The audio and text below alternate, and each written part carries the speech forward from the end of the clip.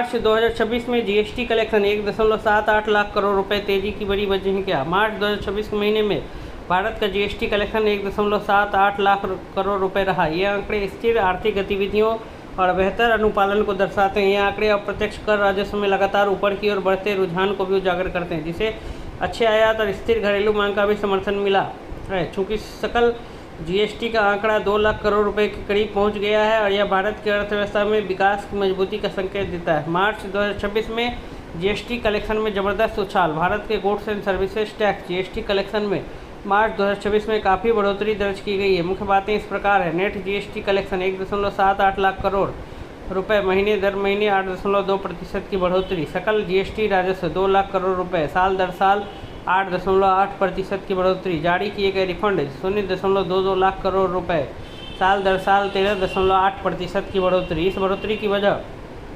आर्थिक सुधार, tax system का बेहतर पालन और डिजिटल टैक्स ट्रैकिंग का मेल था। जीएसटी राजस्व में बढ़ोतरी की वजह क्या है? जीएसटी कलेक्शन में बढ़ोतरी कोई इत्तेफाक नहीं है, बल्कि इसके पीछे कई आर्थिक कारण हैं। जीएसटी राजस्व में हुई इस तेज बढ़ोतरी में सबसे बड़ा योगदान आयात से मिलने वाला राजस्व का है, जो 0.54 लाख करोड़ रहा और इसमें 17.8% की वृद्धि देखने को मिली है।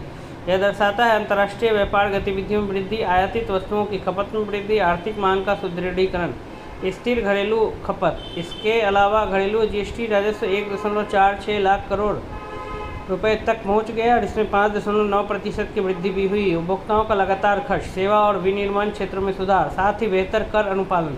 राज्यवार जीएसटी प्रदर्शन। राज्यों में जीएसटी संग्रह एक विविध पैटर्न दर्शाता है, जो क्षेत्रीय आर्थिक भिन्नताओं को भी उजागर करता है।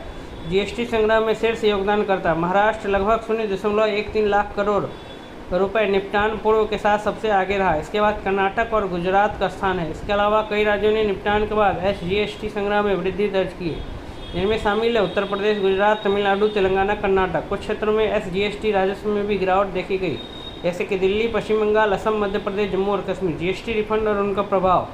इसके अलावा मार्च 2026 के लिए रिफंड 0.22 लाख करोड़ रुपए रहा, जो पिछले साल की तुलना में 13.8% की वृद्धि दर्शाता है। अधिक रिफंड इन बातों का संकेत देते हैं: निर्यात से संबंधित दावों की तेजी से प्रोसेसिंग, व्यवसायों के लिए बेहतर लिक्विडिटी और ईज ऑफ डूइंग बिजनेस, व्यापार करने में आसानी पर सरकार का जोर।